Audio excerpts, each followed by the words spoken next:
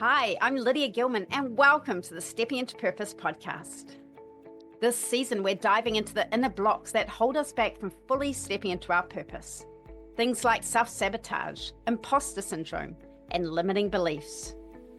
Each week, we'll explore practical tools like nervous system regulation, rewiring neural pathways, and healing past trauma to help you overcome these patterns.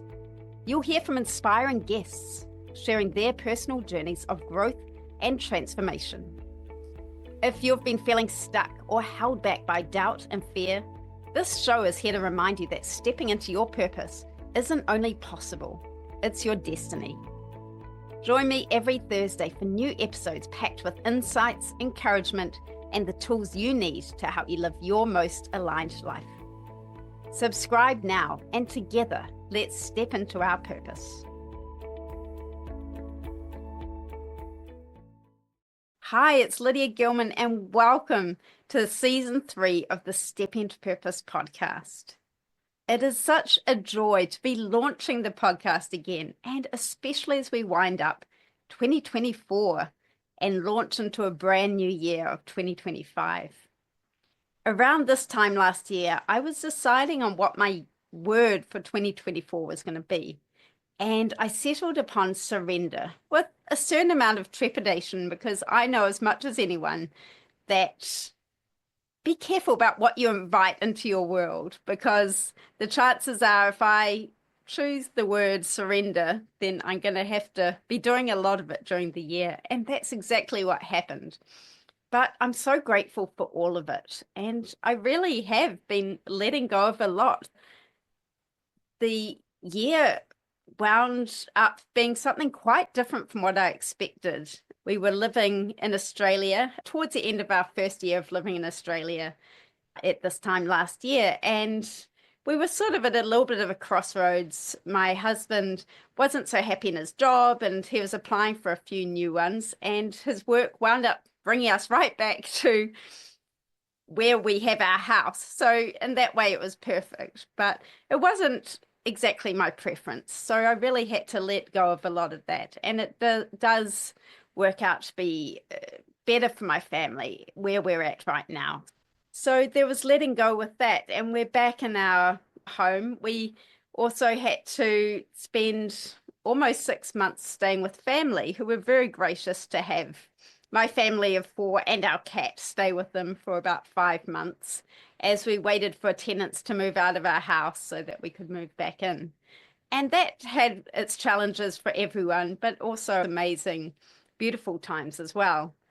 And now we're back in our house and we've gotten a puppy, and that also required a lot of surrender, and she chewed up a lot of things which I just had to let go of. And yeah, it's been a real journey. She's finally settled down a lot and we absolutely adore her, but it's been a real letting go in so many ways.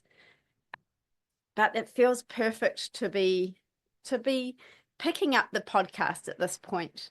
I just turned 50 about a week ago, and it really feels like a fresh start as I turn the page and begin my second half century. And it sounds, to some, it sounds scary, but it feels perfect to me. I've never felt better, and I feel exactly where I'm meant to be at the exact right time. So despite the challenges of the world going on, it feels like time to really put myself out there and just share my truth. And that's why I'm so grateful to have this outlet of the podcast. So yeah, I'm super grateful. And today we begin our new season with a podcast with a former guest, Lisa Foster, and she was the most downloaded guest in season 1. She's a craniosacral therapist, and she has so much wisdom, and she just shares so much goodness in this episode. In this season, I'm really focusing on the blocks which hold us back from stepping into our purpose. For me, a big part was finding my purpose. What is it I'm here to do? What do I really want to do with my life? But then once I really felt that and discovered that, it wasn't clear sailing from there on in, I found I had a lot of limiting beliefs and blocks which stopped me from fully living that purpose and living that soul-aligned life which I dreamed of. And so many of us have these beliefs. I think everyone has some form of limiting beliefs which are usually planted in childhood, and as we're growing up, beliefs get planted in there, and there's stories which aren't true, but we believe, and they hold us back, and they show up as perfectionism, self-sabotage, procrastination.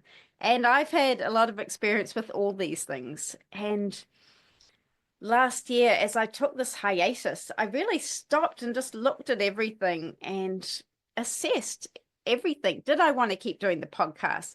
What was it that I wanted to do? What was holding me back? And really what kept coming up time and time again were these, these patterns of self-sabotage, which held me back. And for me, it comes from a place of worth. Am I worthy of doing these things? So my conscious mind doesn't believe it. I think I'm totally worthy of doing these things, but there's a part in myself which blocks me and holds me back subconsciously at times. And I've worked really hard to try and eliminate these things. So yeah, that's the topic of this season of Step Into Purpose, is recognizing those limiting beliefs and what blocks us and how to go about releasing them, what tools we can use to become free of them, really. And nervous system regulation has been a really big one, which has helped me in all the various practices I do to help regulate my nervous system. Rewiring neural pathways to get rid of those stories which aren't true. They're just things we've told ourselves for so long that we believe they're true and they're not. So rewiring our brain to believe that we are worthy and to know what we can do with our lives. So this has really been a big journey, and it feels like the perfect theme for this season. So we're starting off with an amazing episode with Lisa Foster, who I always love connecting with, and she's so much fun and has so much knowledge. So she shares about what we can do to really help regulate ourselves, to make ourselves feel safe, especially during this time as we approach the holidays, the Christmas season. I don't know about where you live, but where I am, it's crazy. The roads are crazy. Everyone's a bit frantic, and car parks are full, malls are full. People lose their heads a bit. And I'm really taking the approach of a minimized Christmas and really playing it down low, because I find it can get really stressful and crazy otherwise, and that doesn't help anyone. So Lisa has some amazing tips about how to feel calm and safe during this busy time. So here's our interview with Lisa. Hi, Lisa. Welcome to the show. And I'm so excited to have you on this first episode of season 3 of the Step Into Purpose podcast. You were probably, if not the number one, like in the top 2 or 3 of downloads for season 1, your podcast with cranial sacred therapy and your work in that. And yeah, you were the most downloaded. I'm pretty sure it was the number 1. So it feels perfect to have you back. Well, that makes me so happy. And I love that I'm in season 3, because on my podcast, I'm celebrating 3 years like today. So I feel like we are just in alignment, and this is exciting. So I'm so happy to be back. Oh, that's amazing. Yeah, actually, in 1 month today, it'll be my 3rd year as well, though I have taken a few hiatuses along the way in my travels. So this season of the podcast, it's really about stepping into your purpose. But as I've discovered on my journey, finding your purpose is just step 1. And then it's also overcoming those limiting beliefs which really prevent you from stepping into your purpose. So I know in your last episode we spoke about really your journey to finding your purpose, and I'm sure that's why your story is so riveting and why it was such a popular episode. But I found for myself that I found my purpose, but yeah, blocks have come up along the way, and self-sabotage and imposter syndrome and lack of self-belief. And those have all been things for me to tackle. And the big thing I found, which is really nervous system regulation and rewiring neural pathways and things, have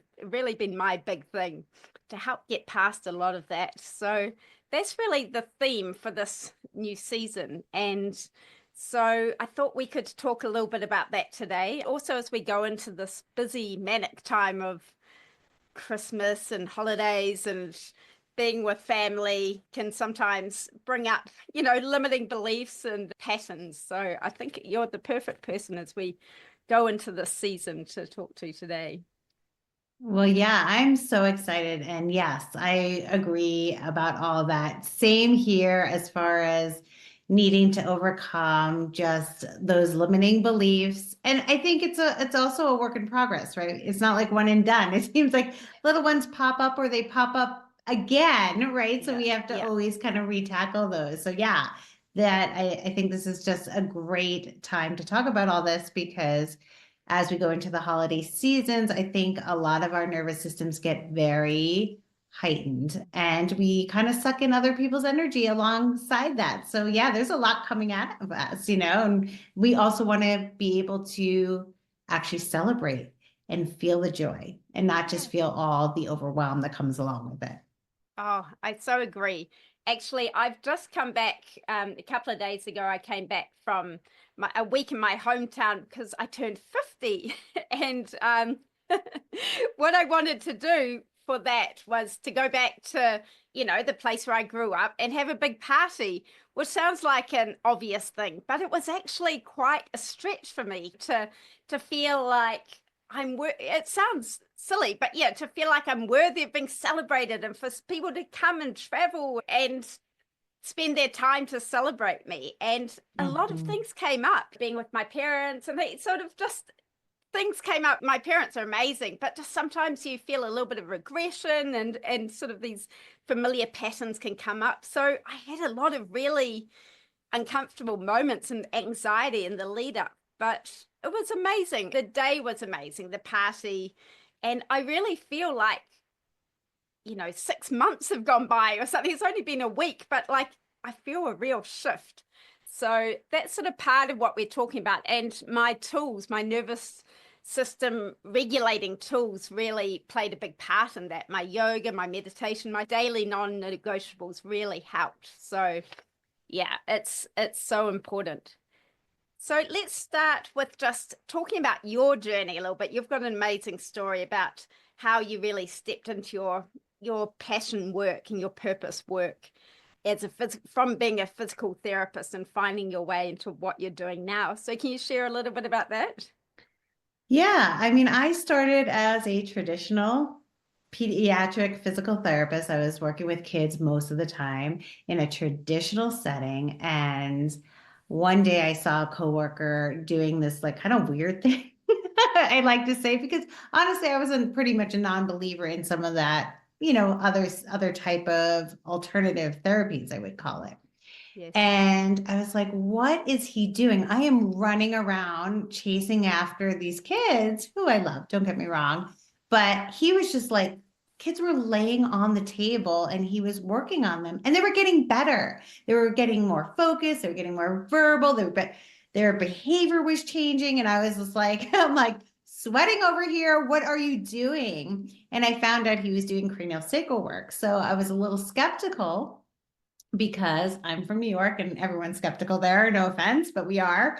And I was like, well, let me go take a class. I don't really understand it. It's such a little hands-on approach kind of thing. It's so gentle. It's just like the weight of your hands. What could possibly be happening? And so I went to the class, and my poor partner at the time, because we get teamed up, did not know me. But I was like, I'm going to feel what they call the cranial rhythm. It's this rhythm that you're supposed to feel. And I'm like, I'm going to feel this because I paid a lot of money to be here, and I'm going to feel this. I closed my eyes. I held on to her legs. And I was like getting angry. I felt my insides just like ready to burst. And I said, listen, I am trying to really feel this. Can you stop moving? And I had my eyes closed because I was going to like feel this. And she goes, open your eyes. I'm not moving. And I was like, what do you mean you're not moving? And I, went back and felt it again. I was like, oh my God, whatever's inside here is so strong that it actually feels like she's physically like coming off the table.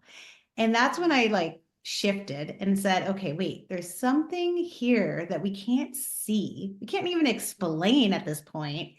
But I need to learn more, And so that was kind of the first time I was kind of thrown into like, there's more out there than we can actually see and touch. Yes, and it was recommended to me when I had a baby actually to go see a craniosacral therapist, just to help with after having sort of pretty rough births and stuff.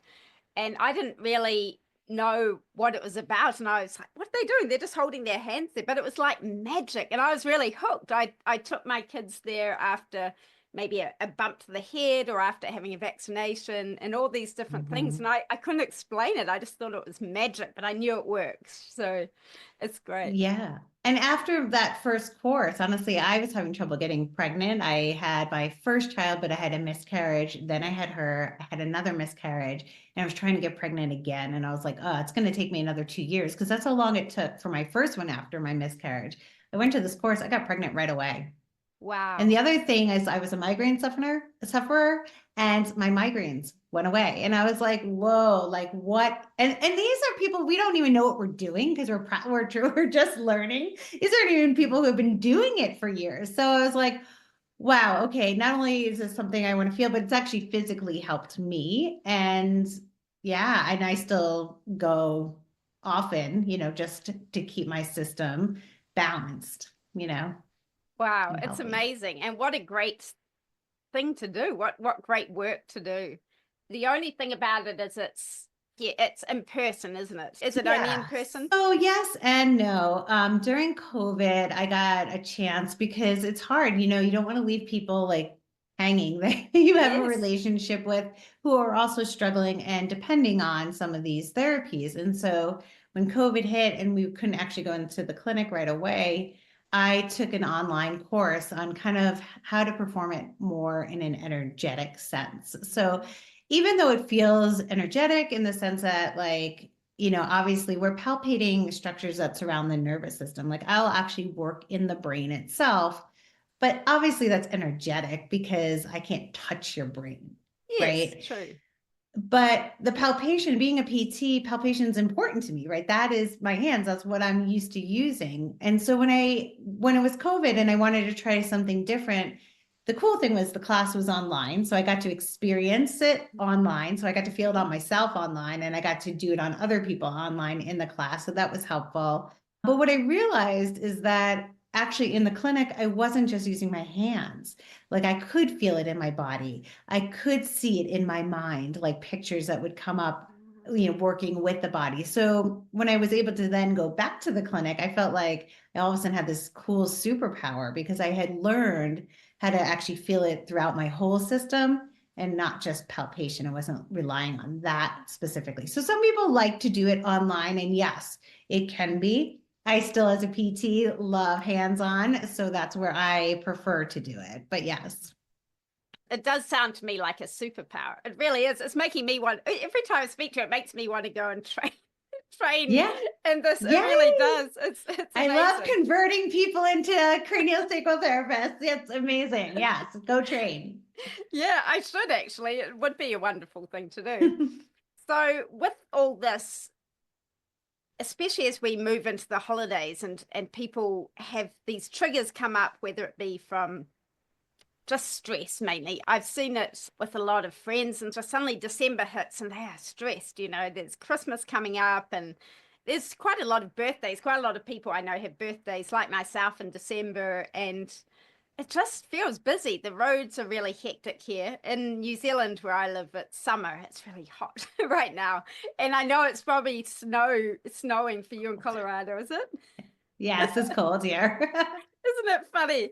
But which probably makes it even more dangerous on roads and things. But what would your top tips be for people just to center without being able to see someone like yourself, but just to really center and regulate their nervous systems during this time? Yeah, yeah.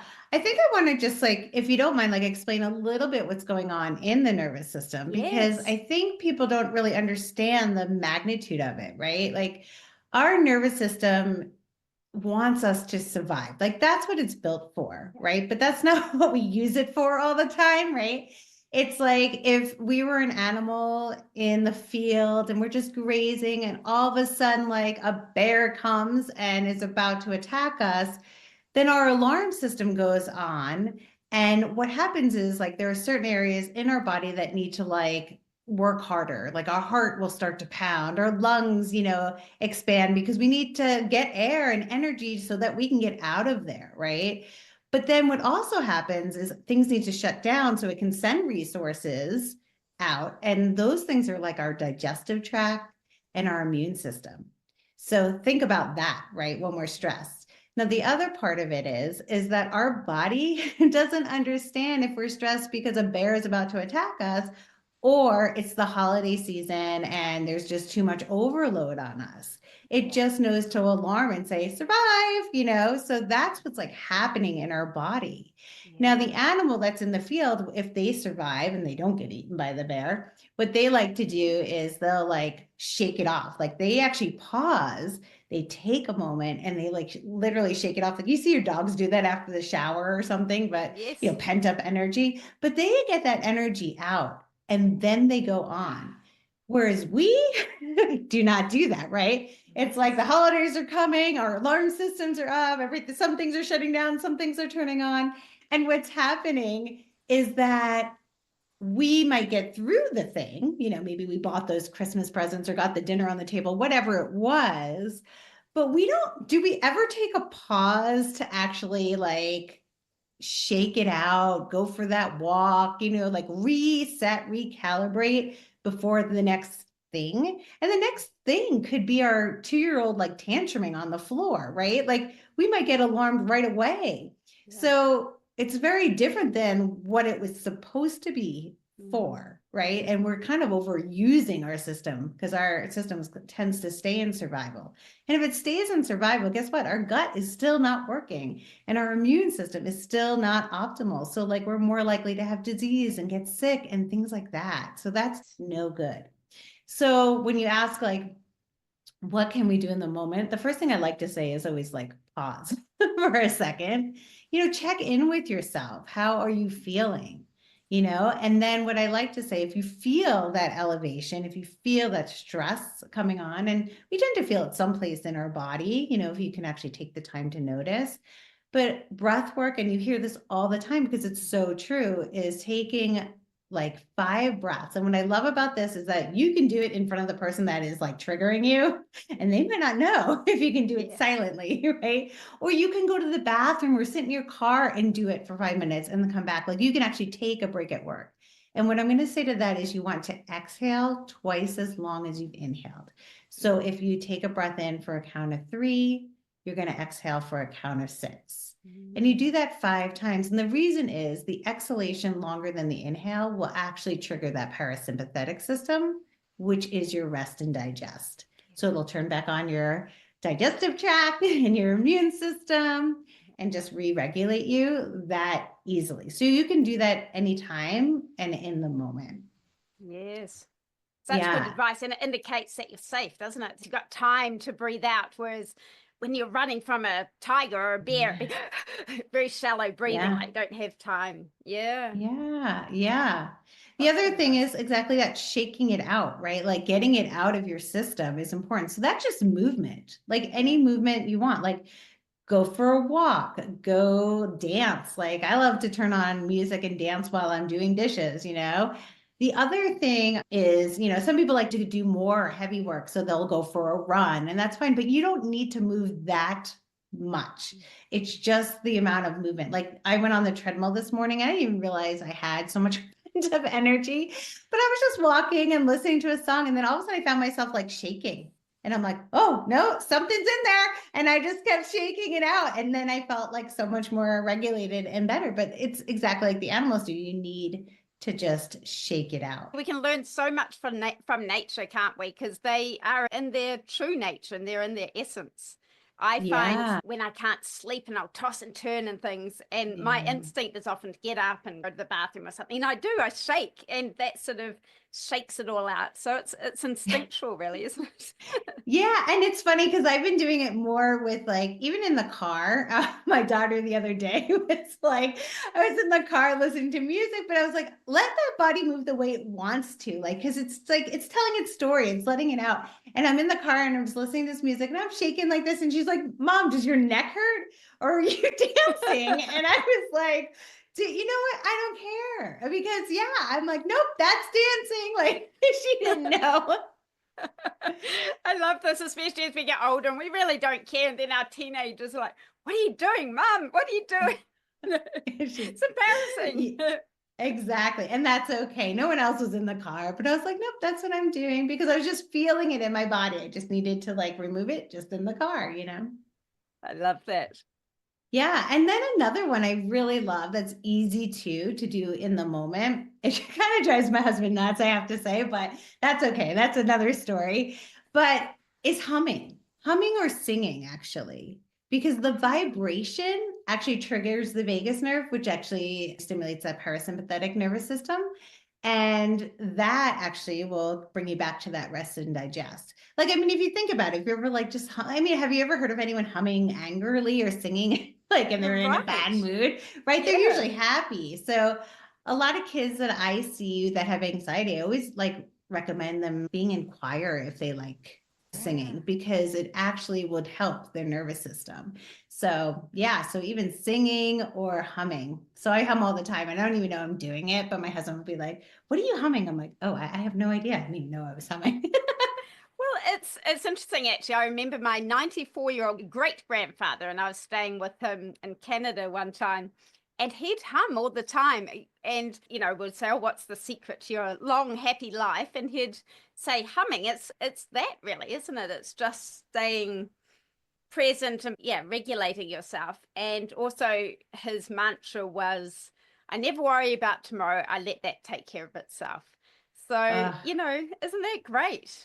That's beautiful. I love that. Yeah, and he lived to 94. He actually passed away. It was a little bit dramatic, but he was at the mall on an outing with the assisted living place where he lived. He lived right up to the last moment. So Yeah. But no, that's beautiful. It's so true that, we can't do anything about tomorrow, right? Yes. We just need to live for today. So yeah, that's great. And another thing I think around the holiday time is like other people's energy. Yes. So I know you're very sensitive. You have a very sensitive system, and I think you kind of like absorb other people's energy pretty easily. And some of us do that more than others.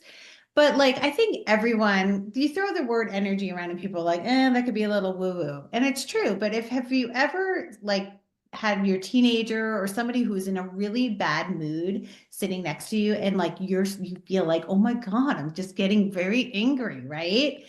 Or like same thing if you're sitting with somebody who's just like lovely and they're just high energy and they're positive, and then you start to feel like high energy and positive, right? Yeah. So that's a bit of energy. That's probably some mirror neurons that we're like, passing back and forth. However, it does make a difference. And I think during the holiday season, there is a lot of energy going around and a lot of different people and feelings. Yeah. And I think once again, going back to that pause that the animals do, right? When you're starting to like feel all these people's energies and it maybe they're not so great for you, like there's no reason why you can't excuse yourself. Go to the bathroom, right? You can always go to the bathroom. No one is bothering you there unless you have toddlers, then that's another story, right?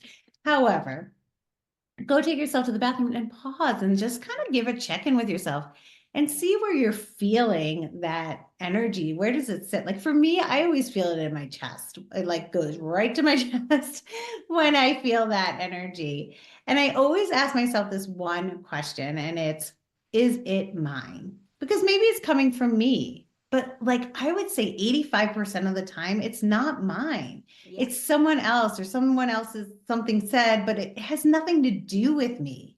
And when that happens, I like to like kind of like almost like pick it out and just throw it away. Like get rid of it. Like just kind of like you're shaking it off, just like get rid of it. Pick it out. It's not mine. And the thing is, like in the cranial world, families tend to hold things for each other. So people do hold things for each other. Like we want to help even on a subconscious level, right? So like my husband has been having back pain, right? And the thing is, I don't have back pain, but I guarantee if someone feels my body and his body, I'm holding the same pattern almost like for him. And I see that all the time when I work with families. I'll see the child and they'll see the adult. I'm like, oh, you both, have your necks this way. Like it's interesting, right? Yeah. But when we hold stuff for people, guess what? That doesn't help them and it hurts me. Like, right? It actually hurts our bodies. Yeah. So we don't need to hold things. So if someone's in pain or someone's energy is not yours, I like to always think of myself more as a lifeboat, like I'm sitting on a boat and I'm throwing a line to you and you happily can crawl into my boat and hang out with me, but I'm not going to dive in and be in the water with you. So I just think like it's just like visualizations that you can use and just take a pause and be like, is this mine? If it's not, let's get rid of it. We don't need to hold it. It's not good for me and it's not helping them. So let me just be a support system because I'm here. I'm grounded for you. The more grounded I am, my energy being nice and calm, you being next to me, I'm going to help you be more calm. That is beautiful. What amazing tools. And they're also actionable. I mean, we can all do that. And even if we're mothers of toddlers and things, sometimes it's harder, like you say, to get to the bathroom and have actually peace. But you can still do it. And yeah, we're no good to anyone else when we take on all other people's stress. And it is a skill, though. It's very subconscious, isn't it, that we want to hold things like in sympathy for those that we love. But that lifeboat analogy is perfect. Yeah, I love that. Well, that's so helpful. And especially, I think, as for myself, I'm a highly sensitive person and my children are as well. And things can get quite chaotic, when everyone's overstimulated, and especially during this busy season where there's lots of functions, lots of social gatherings. And this past week, traveling, having a party, but also catching up with a lot of people as well. And I actually survived it quite well, but often, it's overwhelming for me. And I just have to balance that out with time to yourself. So I think that's really important as well, is just to mix up those interactions with people with time to yourself and recharging, rest and recharge as well. But yeah, it's important. And you make a good point because you got to know who you are, like, are you a one-on-one person or are you a group person? Like who are you? And so I think like creating those situations for the type of person you are. Like I also love one-on-one connection, but the group sometimes can be draining, right? Yeah. So I'd much rather do something like, hey, let's have a small gathering or meet a friend out, just one-on-one, than put myself in these big group parties because I don't feel as good. And if I don't feel as good, then I'm not really enjoying the moment. I'm just trying to survive it. Yes, it's very much like that, isn't it? Yeah. And it's sometimes you don't have a choice, but it was just one afternoon out of a whole week where it was that big group energy. And especially when you're the birthday girl, you're pulled in so many different directions. And I had to check myself as well afterwards. I'm thinking, oh, this person traveled from here and there, and I only got to speak to them for 5 minutes before I was pulled away. And there's sort of quite a bit of guilt with that, feeling like, oh, but, again, it's just letting it go and just knowing that everything's perfect and we're doing our best. And that's all you can do, Yeah. And that person knew that you were having a 50th party. We all know the party person isn't going to have a lot of time. So if their choice was to come and see you, then that was their choice, right? And that's fine. That's not, I don't want to say it's not your problem, but it's not your problem. Yeah, it's true. Not yours to hold. It's not Yes. yours to hold. Yeah. Yes, and this is like what you're going back to, holding things, because it's not Mm-hmm. healthy Yeah. to hold things, but let it go and know that you're worthy. That's a big part of it for me, is know that I'm worthy of Yes. having people come and see me for as long as, I have. And it's an important learning. But I find doing these practices and these regulating practices really help with that self-worth. Mm-hmm. It's like rewiring your neural pathways to actually believe in yourself and know your own worth. And I've really felt a big shift just after going through this uncomfortable action of spending that week, and it was fun. I mean, it was fun, but it did bring a bit of discomfort. But actually going through those times and taking that uncomfortable action really does, it does free you and helps you let go of things. Yeah, and you need to keep retraining, right? Because it's true, even though like we know we're worthy and we've been doing all the work on a cellular level, when you're not doing it the way you used to do it, it's like ding, ding, ding, alarm. Like, why are we not doing that? Like, it doesn't know, even though here we know in our head, our body's like, wait, you did something different. Yes. That doesn't feel right. So if it doesn't feel right, I'm going to trigger my nervous system. But the more you do it and put yourself out there and kind of retrain your body, that like if that person left, and you didn't get to spend time, you can say to yourself, well, that's okay. Like I am worthy.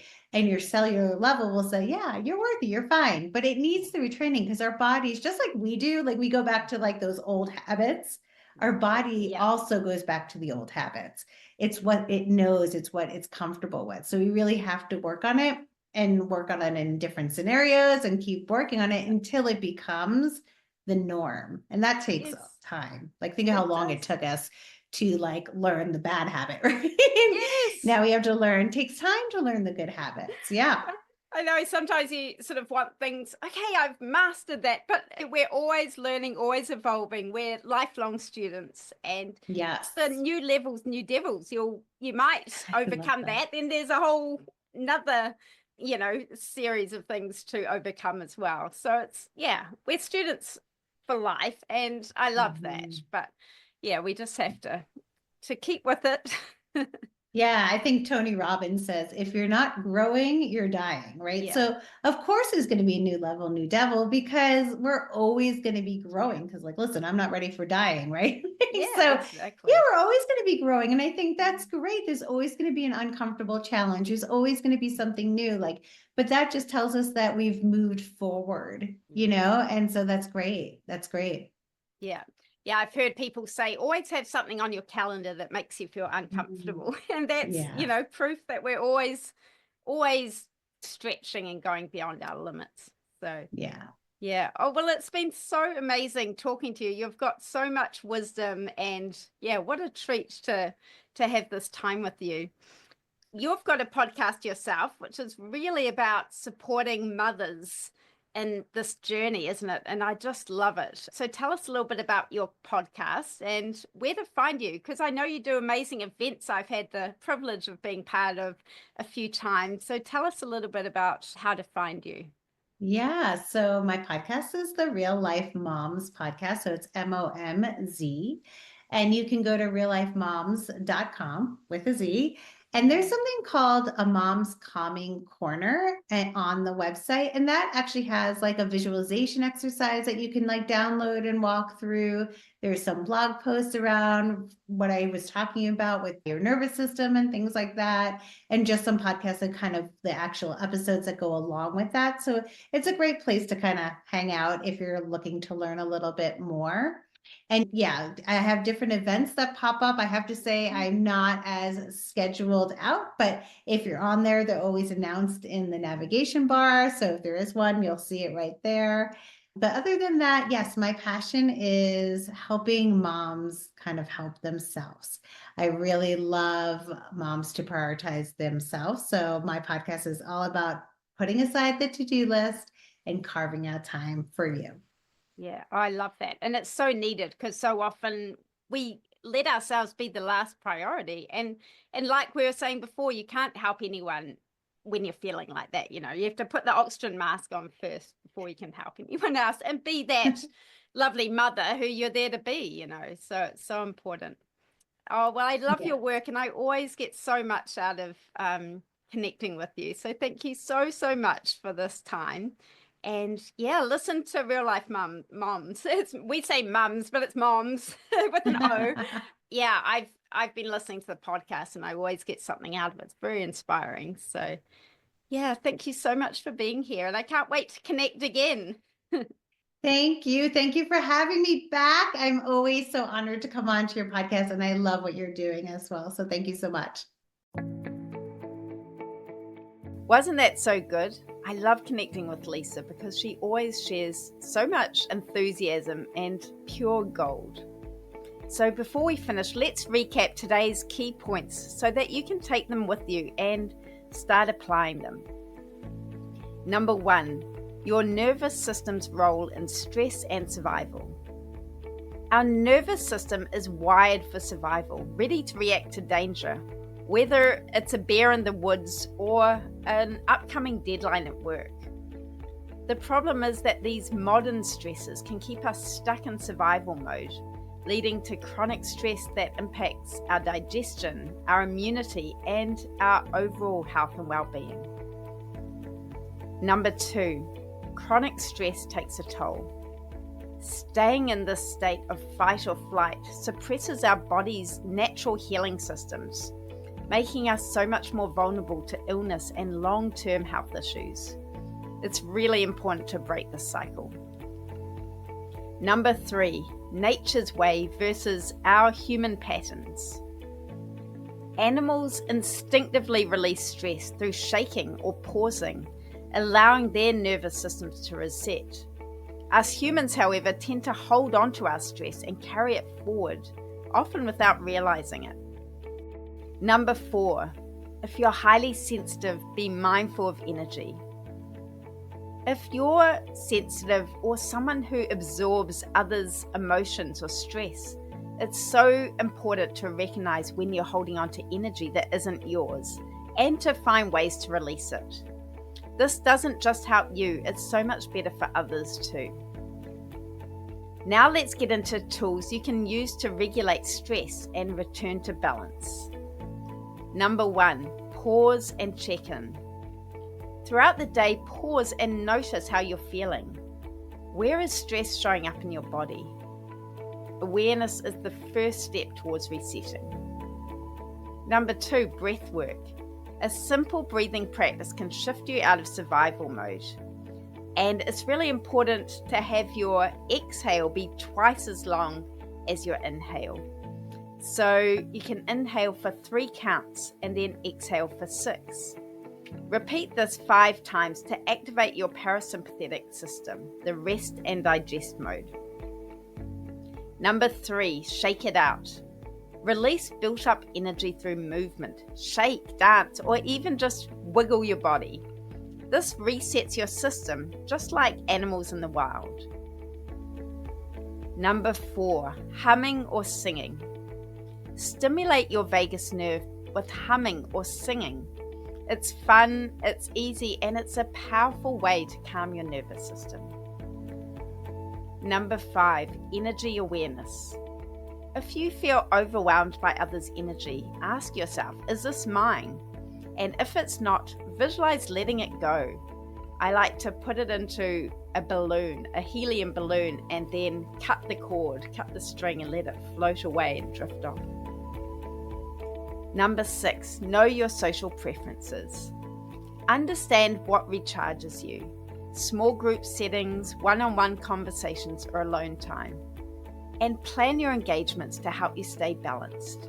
At this time of year, it's often really hard to avoid these public functions if we are more of an introvert, but just plan your time so that you actually have that space to recharge if it is being alone.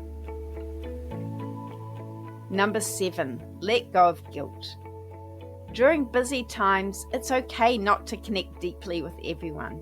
Trust that your presence is enough and release guilt about your own unmet expectations.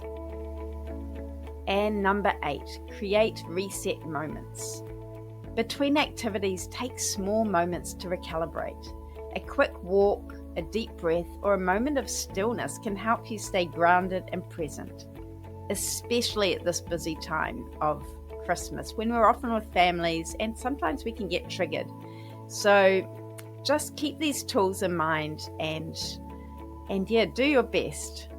And like Lisa said, it's so important to celebrate and allow time and space for the joy as well. So remember, these tools aren't about perfection, they're about progress. And just by practicing even one of these, you're taking a step and building habits towards a calmer, more regulated self. So thank you so much for joining me today. It feels so good to be back and sharing the podcast. If you found this episode helpful, please share it with someone who might benefit. And don't forget to subscribe. Have an amazing Christmas, and I can't wait to connect again next week.